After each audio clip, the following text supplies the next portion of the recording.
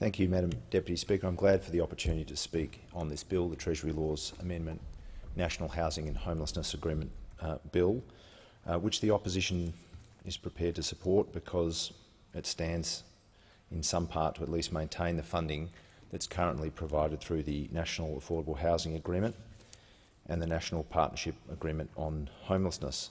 But it's very disappointing that it fails to do much more than that. It fails to be more than a kind of a continuation of the status quo. It fails to do more than keep us in a holding pattern when there is a need for national leadership and reform in this space. And the remarks by the Deputy Leader of the Opposition, the member for Sydney, really pointed to how that failure has real and acute impacts in our communities. So this bill, while belatedly giving some certainty around the continuation of the funding that was previously provided by those two other agreements, doesn't move us forward in addressing acute shortages in affordable housing, and doesn't move us forward in trying to improve homelessness support services in partnership with the states and territories. And I'll come back to that sense of partnership. And really, it fails to show national leadership.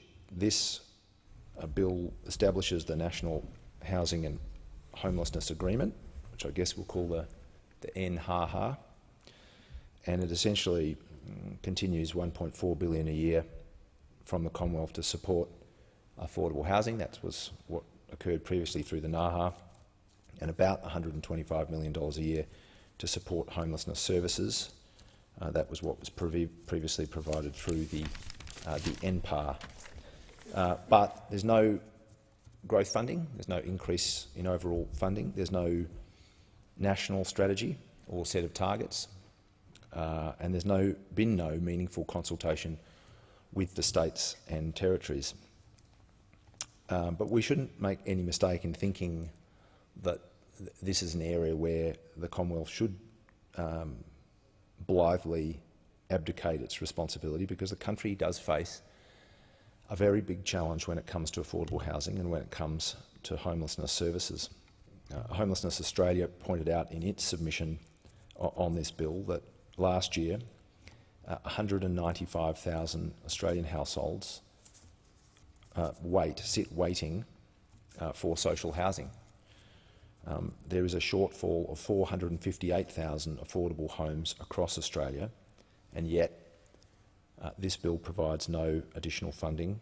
It provides no growth funding to support social housing growth, which is desperately needed.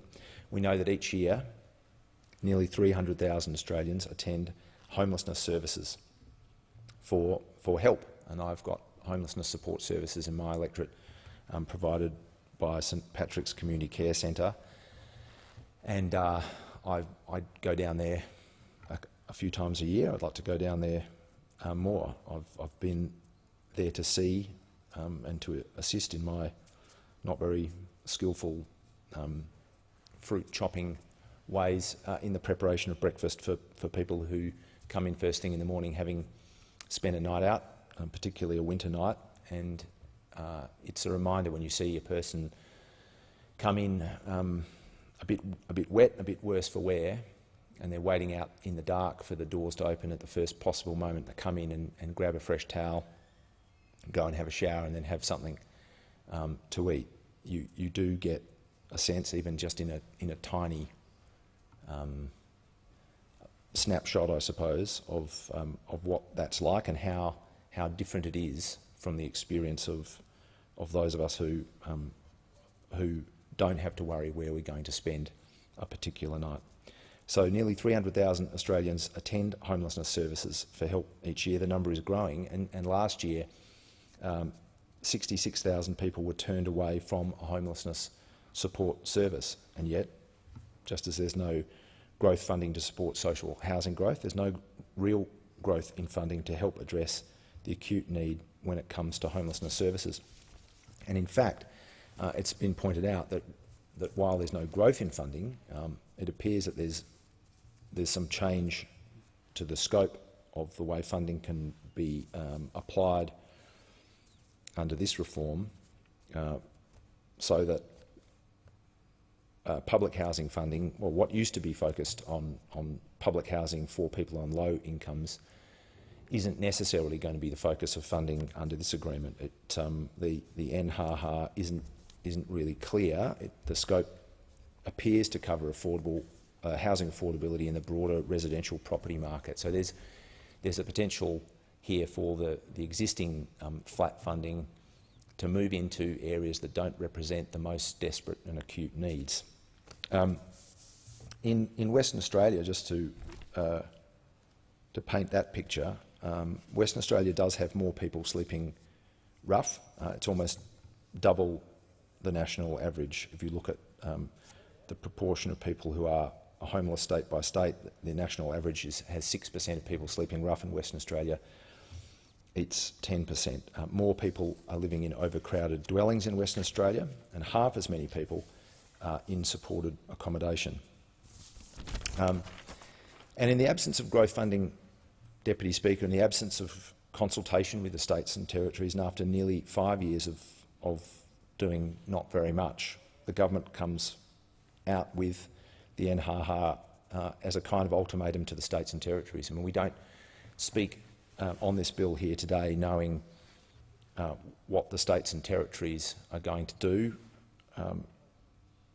This government has essentially said, if you want to continue to receive your current levels of funding, you need to come up and comply with some new conditions. You need to provide a strategy when it comes to affordable housing, social housing and homelessness on a state-by-state basis, and some reporting around that. The Commonwealth is not proposing to show any strategic leadership. It's not taking any responsibility, putting out a set of targets or identifying the kinds of evidence-based mechanisms that should and need to deliver change in this area. And as we know, and as the Deputy Leader of the Opposition pointed out, this government is not prepared to look at sensible reform in a range of areas, in addition to direct funding for affordable housing and homelessness services. It's not prepared to look at wider reform that would make meaningful change. Instead, the task of setting strategy and responding to this problem, gathering information, is being pushed on to the states. And that's not the way reform should occur. It's not in keeping with the responsibility of the Commonwealth to show national leadership and show national level responsibility. And the Productivity Commission has observed that in many areas, but in this area in particular, we need more, not less cooperation. We need more cooperation and genuine partnership between the Commonwealth and the states and territories. And it's also observed, I think quite rightly, that reform shouldn't be pursued through a sort of funding control or funding ultimatums, through effectively a take-it-or-leave-it proposition, and yet that's how this is proceeding.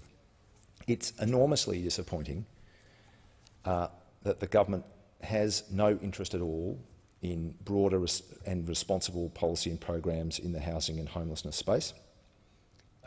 If you look at the record since 2013, it's a record of retreat. It's a record of damage and deconstruction in taking away from the work of the former Labor government. This government abolished the Housing Help for Seniors pilot. They closed the National Rental Affordability Scheme. They defunded homelessness and community housing peak bodies, and they abolished the National Housing Supply Council. Labor took on what is a serious problem in our society, a problem that delivers unacceptable circumstances or enables unacceptable circumstances to persist for some of the most vulnerable Australians. There were some areas where we made really significant progress. There were some areas where we began to make progress. There were some areas where the progress wasn't as fast as you would like. But if you're a responsible government, you pick up the baton and you move forward. You don't set about wrecking the joint, and yet that what has occurred. There isn't even a housing minister in the current government. It is a record of abject retreat, abject policy and program abandonment. And of course, Labor takes a very different approach, and we're proud to take a very different approach in keeping with our values. We're not going to turn away from this challenge. We take the view that the federal government, the national government of Australia, has a role to play in providing proper funding, but proper funding isn't the be-all and end of it. It is also about providing leadership, reform, policy, innovation. We know that Australia's tax and investment settings have an influence on the cost of housing. We know that urban design and transport infrastructure has an influence. The government just doesn't seem to get that. I'm glad that the Reserve Bank Governor understands it. I was in a hearing with the Reserve Bank Governor the previous week, and he noted, and I quote, "We have made choices as a society to give us high housing prices on average, and that goes with high debt. We've underinvested in transport, so we've restricted the supply of well-located land, and we've got a liberal financial system and zoning restrictions. If you asked anyone how a country would deliver high housing prices, you'd find we've made all those choices. Live in fantastic coastal cities, most of us, underinvest in transport, have a liberal financial system and not want high density. We've done all that, so there are high housing prices."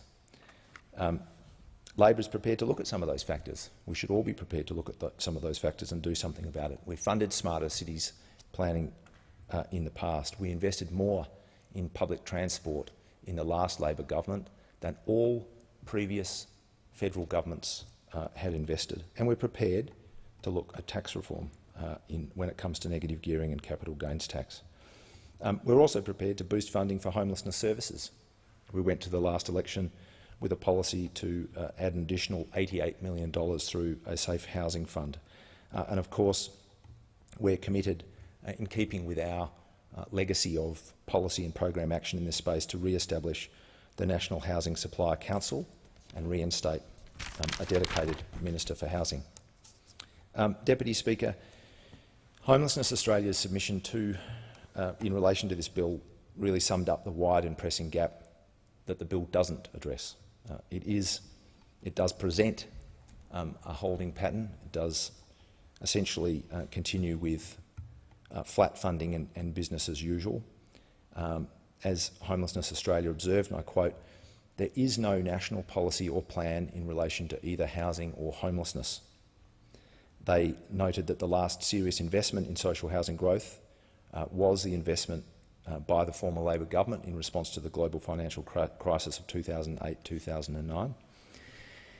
And in turning their attention directly to the question of national leadership and strategy, they noted, and I quote, "Australia's national homelessness policy settings have not had a significant update since the Labor government's The Road Home policy of 2008-2009. Deputy Speaker, without safe and affordable housing, everything else is contingent and at risk. And until you've had some experience of that, you might be able to live your life without a proper appreciation of just how bleak and disabling those circumstances can be. I can't say that I've experienced them in an acute form. I grew up in a single-parent household. We rented house after house after house. Sometimes we got very short notice from a landlord that it was time to move on, and my mum would get out the cardboard boxes and the packing tape, and we'd put everything into them and we'd go again. I was lucky to live in Fremantle at a time when rents in Fremantle in the 1980s and 1990s was relatively cheap. That's not the case now. But until you've had some passing experience with what homelessness and insecure housing really means, perhaps you could think that it's not the problem of the national government. It is the problem of the national government. A national government should do more. It should ensure that people have housing so that they can turn their mind to the next order things, to health, education, employment, social inclusion and participation, so that they have the opportunity to breathe out so that they have the opportunity to sleep without fear, to plan for the future, to love and be loved, to escape a fraught, dangerous, unhealthy edge of survival experience.